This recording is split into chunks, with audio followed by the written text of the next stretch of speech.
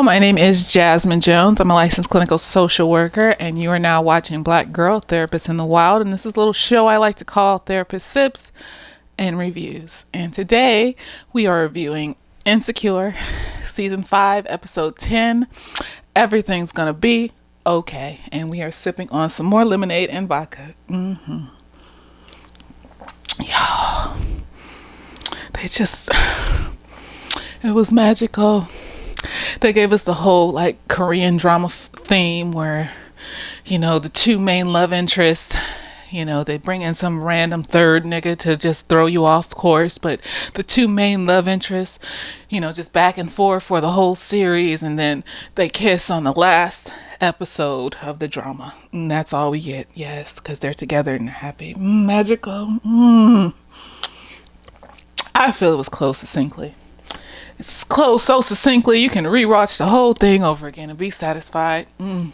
Yes, so we're just gonna hit the main points here because you don't need to hear scene by scene. It was all magical. It's just Nathan did what Nathan is prone to do. He ran like a fucking stallion in the wind. He's a runner. He's a track star. He was an extra. They tried to make him seem like he was somebody. He was important to this whole. No, he was an extra. And he ran. He couldn't handle. And the nigga said, "I just can't handle all this toxic stuff." What toxic stuff, sir? She was just minding her business at a party and someone talked to her and you came up on them. What toxic? What mess? There was no mess until the party. And then he blamed her like there was no mess till the party. He was like, "I've been feeling something in my soul this whole time." No, that's you being anxious and wanting to run. That's what therapy's for, honey. But just because whenever you get upset, overwhelmed, or bothered, you want to run away into the wind. And so he's never lost that trait, that pattern. That's why I said when he said that shit in the bathroom, talking about, "I'm gonna, do better." How? What are you going to do better so you don't avoid and run away from things when you feel overwhelmed and upset? But, let's not waste time on an extra. So they break up, and then we fast forward, and I think it's whose birthday is first? It's Molly's birthday. We're at her apartment. Torian has set up this whole party for her with his parents there. She's anxious to meet his parents. Molly is thriving in the love and glory that is good health and a good relationship. Yes, magic. Oh, magic everywhere. Magic. Issa is, still a little hurt by what Nathan did because Nathan's trash. He has issues. When you drag people into your issues, that makes you a trash person, because at the end of the day, your issues are now their issues, and it's like you don't care. He keeps coming back. Like at Issa's birthday, he just showed up. "Why are you here?" He's like, "I still get the block email, so no one said for you to come here." And Issa did the right thing. Yes, girl, she let that nigga go. So we go from Molly's birthday to Tiffany's birthday. Is it Tiffany's? We're doing birthdays. Each scene is a birthday. Tiffany's birthday. Tiffany hates Colorado. Not surprising. It's very boring and bland, but there's a lot of weed. Bountiful weed. So Kelly visits often, of course. Yes, magical. And Molly and Issa are in the kitchen, and what is it? I think Issa's birthday was first. Yep. Nathan showed up to that shit. And then we went to Tiffany's birthday at her house in Colorado.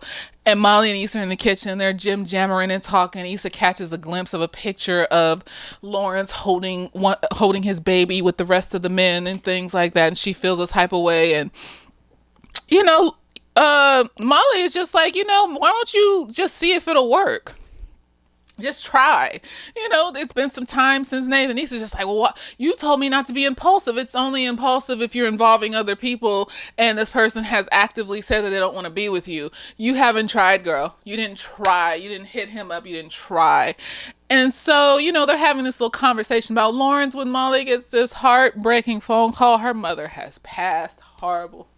Horrible. God bless. Horrible. So we don't see Molly for, a few clicks, and,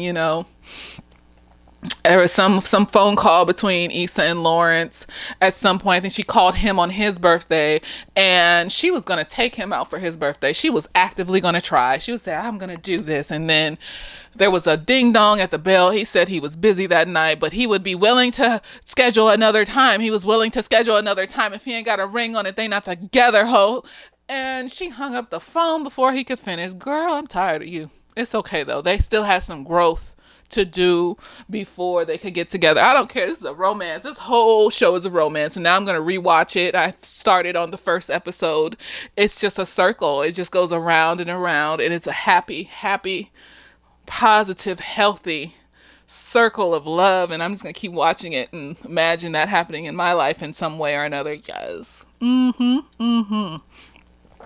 And so it's some side extra that he's dating, some bitch. We don't know. She only has one little minute on the screen. I'm not talking about the actress. I'm talking about the character. So don't come for me. And, Nathan goes out on his date. Issa just hangs up the phone. She doesn't even allow him to schedule a different date. And it's just like, okay, girl, whatever. Then it's Kelly's birthday, and Kelly is with this new nigga that is just matches her stilo. We're finding men that match us. We're finding partners that match who we are. It takes a while, and most of the time it happens when you're not paying attention. I think it happens when you're not paying attention because you're your most yourself when you're not paying attention. And when you're your most yourself, then niggas that are attracted to that are looking at that and they're just like, oh, she's this, that, and the other, and that matches me. And then that's when it happens. So, haven't got there yet, still thinking about it, want it to happen soon. But, eventually, that's growth, and go off, sis. It's growth. You just don't think about it and you grow yourself. Anyways, right, Kelly's having a baby. She's having a baby with this nigga that she met a few months ago, and it's just whatever. I think it's a few months. Time passes weird in this episode. Like, the little girl that Tiffany had looks like she's almost 5, and I'm just like, when did Tiffany have that baby? Because it felt like the last season was the baby shower. Like, how many years have passed? Who knows? So then, Kelly having a baby shower. Or no, Kelly having a baby. It's her birthday. Everything is magical, girl. We're happy, healthy, wealthy, and in love in this fucking show. And it's magical. I can now start on the first episode again. I was just like, look at where we came from. Look at where we came from. It was magical. During the course of this, Issa is like sporadically dating this new nigga. I mean, he's cute, his hair is pretty, but like, extras. All these side hoes and niggas are extras to me. I feel in my spirit they're just extras, people that they're just talking to. And upon, contemplating, dating him and things like that, she's in the bathroom. She's about to have a nice sexy night with her new nigga. And, she's thinking about Lawrence again. And Lawrence calls. And she's just staring at the phone, and her mirror voice is just that negative Nancy. Negative thoughts in the back of our head that is stopping us from thriving. I don't know where you go from here. And she says it during the course of this whole overture, and she's just like, I was just trapped in my own mind and limiting myself, and that voice in the mirror, she did that with this. She came full circle. That voice in the mirror turned into her negative thoughts, bitch. Yes, those were her negative thoughts holding her back. That was her anxiety holding her back. And now I'm going to go through all the episodes and actively listen to what this bitch is telling her just so I can vibe and what she's saying about this bitch in the mirror. And I'm just like, wow, the bitch in the mirror been telling her shit this whole time. And we just thought it was cute. Like, oh, she's rapping. This is cathartic. And at some point she stopped needing this bitch. It was just negative, pretend, and it wasn't cute anymore. And she realized magical. Doesn't pick up the phone, and the negative bitch in her head is telling her like, no, don't pick up the phone, be with this new guy, you don't need to be with Lawrence, and and she's just like, well, how do you know it wouldn't work out? Look at the bitch in the mirror and was just like, how do you know it wouldn't work out? And she was just like, well, left that bitch speechless on red. Yes, girl, it was magical. Magical, that's when you talk back to the negative thoughts and you tell the negative thoughts, no, bitch, you are limiting me. The thing that I used to cope in my trauma has turned into a toxic coping skill. Yes, that's what it was. It was helpful when she was that bitch that was turning 29, didn't know what the fuck she wanted to do, and was with some lame ass nigga that didn't have his emotions or his shit together or his financial status together. It was helpful then. It helped her, but it also probably made her cheat on that nigga too. Now she doesn't need that voice in her head, and that's why at the end of the show that bitch wasn't there. She worked through that shit, and probably on the slide went to therapy. They're just not gonna mention that she went to therapy. Whatever, girl. They just want to say life. She figured it out through life. Okay, girl. Life helped Issa figure it out. Whatever, girl. So, anyways, she just looking at that bitch in the mirror like, the fuck. Next day, she's talking to Molly. I low-key was like, because for like a cool 2 scenes, she was calling Molly and Molly wasn't picking up the phone. And we had this little moment when she was about to fuck this nigga where she was worried about Molly and the nigga came in the bathroom and was like, let me take your mind off it. No, that is not a nigga that matches Issa Stilo. Nigga that matches Issa Stilo, Lawrence would have understood her connection with Molly and understood her concern and been like, girl, what you want me to do? How can I help you? How can I support you? Do you want to go and pop up on Molly and do some shit and make sure? Because I low-key was scared. I was like, I hope they ain't about to say Molly killed herself. That's not how we're going to end this series. But, you know, I have anxiety, so I go to the extreme. But anyways, Molly picked up the phone the next day. She been going through it. She's grieving. Her mommy died. And, you know, it's just like she ain't gonna be there for her birthdays no more. And Kelly is now working at Molly's law firm.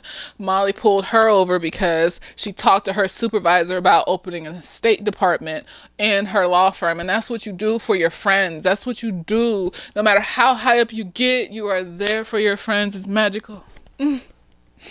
This is just the ideal. I don't care.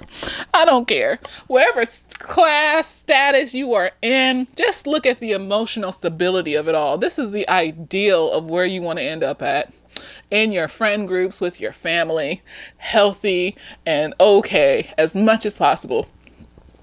There are people, it ain't even about the money. There are people out there that are poor and happy just because they have each other. You know what I'm saying? You know what I mean? And so, you know, Issa trying to comfort her. Kelly gonna take Molly out to lunch. All the magics. So then we go to Issa setting up her new office. You know, I don't know if she's just working with Krishan or if she's working with MBW. We're not even... It's fine. I don't care at this point because she's with a nigga with some money. So it's like, if anything, everything fails, we still got backup monies. Okay, but it's not because this is not that episode. Things are not going to fail. We are not going to fail. And so, you know, she set up her shop, and apparently she called Lawrence over, and Lawrence shows up at the shop looking tall and chocolatey and sexy. We're going to forget that he's married or in a relationship or has a baby with a white woman in real life. We're just going to, you know, pandering and stuff is a thing, but, you know, it's fine. And he's there. She's there. And, you know, she's showing him a little tour of her spot, and it's magical. And then she starts going on about, you know, I never realized I could get here. And then I realized that the only thing that was holding me back was all in my head. And, you know, I need to just try and find out, you know, like what I'm worth or some shit like that, whatever she said. Then she goes like something along the lines of, I'm okay with finding out though, like, you know, if it'll work out. And they're speaking in double entendres and shit. Basically they're talking about themselves and each other and just being together and being happy like this. And then they kiss like they never. And of course Issa's awkward ass knocks some shit over while they kissing because she's awkward, he's awkward. It was magical. It's a year later, y'all, and Molly's getting married in another country with all her friends. Oh God, it was so beautiful. I'm sorry, I'm getting emotional. Oh, we went on a journey with these people and to see them so happy. They're so happy. It's so beautiful. Oh my gosh, I'm actually crying. Oh, She's getting married to Torian, and everyone's there, and everyone's happy. At first, you're looking around because Issa looked like she's there by herself. Like, where's Lawrence? What's happening? Why aren't they together? And Lawrence just went to go get some drinks. Honey, it's fine. Don't panic. Oh God, because it was like a few minutes left in the show, and I was just like, where the fuck is Lawrence? Y'all ain't gonna fucking. They was playing with us. They keep playing with us. Stop playing with me. Stop playing these reindeer games, bitch. I am not Rudolph. I do not have a red nose, bitch. And then Issa's helping Molly get dressed. And she was just like, Molly was just like, thank you so much for being there for me and loving me and just being you. And Issa was like, yes, girl. They just felt it because they just been through so much. They've been through so much together, and it's just a magical friendship, and that's what the show is about. Issa and Molly and their friendship and growth. It's magical. And then we see Issa. Oh, she took us around the neighborhood. She took us to her old job. She took us to Lauren's old job. She took us to her old apartment, and it was just like. This was a good run, y'all. They did that with that ending. I don't care. They just said we go pull out all the waterworks. They go pull it all out. And then she pulled up to our nice house where she lives with Lawrence, and I noticed when she got in the house that she had a ring on her motherfucking left hand, and I was just like, are they married? Are they getting married? We didn't see a proposal. Maybe we didn't have to see it. We just know what's understood. Don't have to be said. I was so emotional. Mm. And Lawrence's little baby is there, and Issa is calling him Ja because that's his name, and that's like her son too, but he called her Issa, but still she's stepmommy. And it's Issa's birthday, and Lawrence about to take her out on her birthday, and then Issa going to the bathroom, and she looking in the mirror, and that bitch ain't there no more. That bitch that was riding her back ain't there no more. And Molly in Greece with her nigga fucking up the walls and down the walls and in the water and on the sand, and she's having a magical time. And it's just magical. This is what you want to see. This is the fantasy. We have our ups and downs. Life is gonna throw shit at us. Things are gonna get hard, but we will survive, and we will live on to another day, and everything is gonna be okay. It was a magical run. Magical. I can't even be mad it's over now the way they ended that shit. It was so magical. And she walked out the bathroom, and they playing this little rap song, and just showing the mirror, and we waiting for that bitch to be in the mirror, but that bitch is gone. That bitch that be riding her back, saying all these negative ass things that she didn't need, that turned into a fucking monster, is gone, y'all. I love it. Oh God, they came through. They came through. My heart was soothed by this. I don't care if y'all don't like Lawrence. Lawrence was the one. That nigga Nathan was poor and sad and had a lot of issues and had a pattern of running away, and he had issues, and it wasn't where Issa needed to be, because Issa was growing and growth and magic. She didn't need that nigga Nathan. She didn't. That was just a red herring to throw you off. Just throwing you off over there. And because she was belonged with Lawrence, she belonged with him. And if it didn't end up the way it ended up, I would have said, but it ended up perfectly, because you know what? The last episode ended on her birthday, and she was ecstatically happy.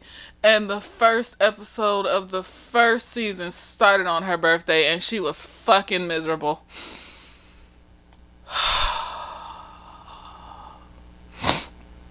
Magical. It was magical. I don't care. It was so magical. This is just cinema. Good cinema. It just does something to you. I don't care. Y'all could say it was stitched together. Y'all could say that they just threw shit and it was too quick.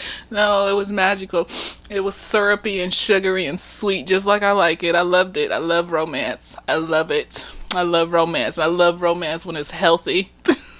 And it's not just sugary and sweet, but it's like we don't got to worry about all this other shit and emotional shit because we fixed ourselves before we got together. And I'm just emotional. I'm an emotional bitch. It was magical, y'all. I can't even just thinking about Molly coming out in that beautiful ass dress with the leaves, motif on it. It was looking happy. Her smile was so big, y'all. Her smile was so big. You can't hate these people. You can't hate nobody. All you can do is say some people are stuck in their shit and they stay in there, like Nathan. And some people are willing to heal and move on, like Issa and her friends. Yes, because Kelly didn't even want to have a baby. But Kelly just decided with this nigga that came along that she was going to have herself a baby. I mean, if she don't want marriage first, that's okay. That's her choice. I said, what vibes with you, vibes with you, as long as you're settled and fine in it. If you have any worries or concerns about what you're deciding to do, then you need to step back and figure it the fuck out. Why am I worried and concerned about this? It could be nothing, but it could be something, and you should listen to yourself. But that's what Kelly vibes with. So I'm not even so. She was happy. Never got to see Kelly's baby, but that's okay. It's magical. I don't know what to say, y'all. I don't know what's the next thing I'm gonna do. Probably another movie or some shit. But it's dragged out my emotions because this has just been building up all season. Because this show ever since college, y'all, this show has been just something special to me ever since I was in college, in undergrad. So, if you've been rocking with Awkward Black Girl since like was it 2008, 2009? I don't know when it started, but it was like this shit, it's a whole different feeling to see it come to an end. And they did it right. Not how they did the damn show on the internet and she got with that white man and it was just horrible. It was horrible. I don't care. I don't want to see what they don't show on the television. Two dark-skinned black people just happy. Not questioning each other and themselves, just loving each other and supporting each other and being happy with each other. It's a magical thing. Just tears. I feel good.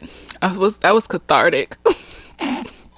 That was cathartic, y'all. I'm about to rewatch the whole season, the whole episode, the whole show all over again. There you go. Starting from season 1. I don't care. I'm about to watch all that shit just to see them get back together.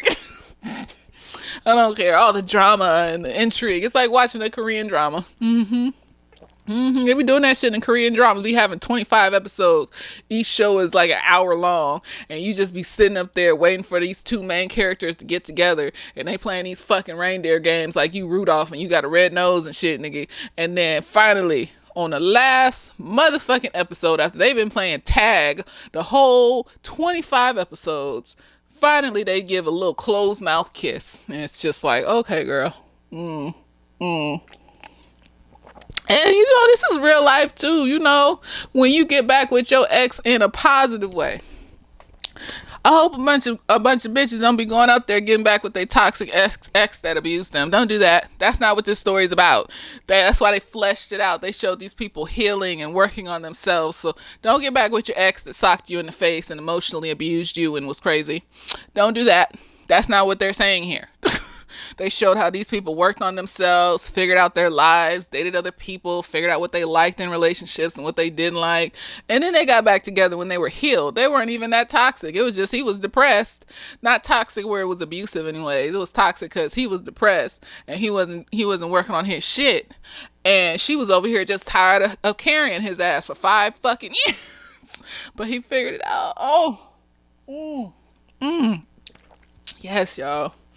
This is amazing. I don't care. You can say it's sugary sweet. You can say they stitched this shit together.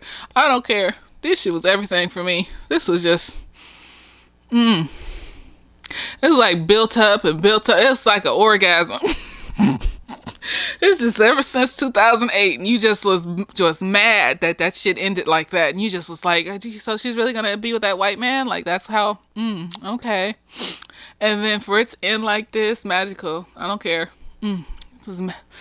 if I smoke cigarettes, I would just smoke it right now. Magical. Even that cry was cathartic. I needed that. I know. But yes, I got emotional.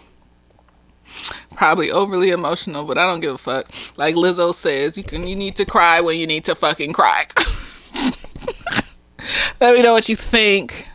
This show isn't over. I just need to figure out what to do next. I don't know if I'm going to do another show. I might do Euphoria cuz I didn't do episode by episode of Euphoria. I just did it all together. That shit was hard. But I might do episode by episode of Euphoria. But as far as next week, I'm going to pick a movie or some shit to do. Or I might take a week off. If you don't get a video next week, it's because I took a week off. I'm going to try my best not to take 6 months off. I don't feel as depressed as I was feeling at the beginning of summertime. So, won't make any promises, but I don't think I'm going to do that because I enjoy doing this. And I feel like I'm in a good place after Insecure ended so well, I waited. I did my time. 7 years in Azkaban. We had to throw Harry Potter up in there. I don't give a fuck. Say what I said. Did my time. Waited since 2000 something, whatever, 8 and 9 and 10. Waited all this time. And they did it. And it happened. And they did it in a healthy way. And I don't care what nobody says. Say what you want to say. It was good to me. I liked it. So there you go. Later days.